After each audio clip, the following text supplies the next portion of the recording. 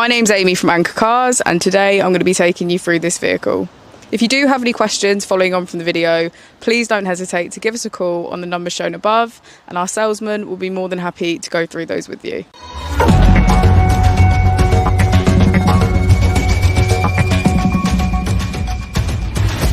Today we have the 2022 Ford Focus.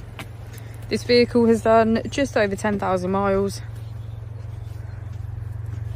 It has a manual transmission and a petrol fuel type.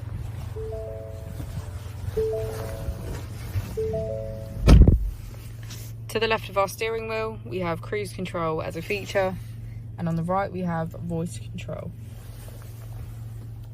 On our screen we can access navigation, audio and smartphone integration.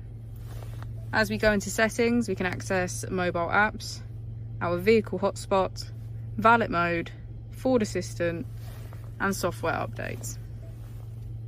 Next we have our features. This includes our 3 different driving modes: normal, eco and sport, our driver assistance and owner's manual. And last we have Apple and Android CarPlay. If we put the vehicle into reverse, we can see that it comes with front and rear parking sensors.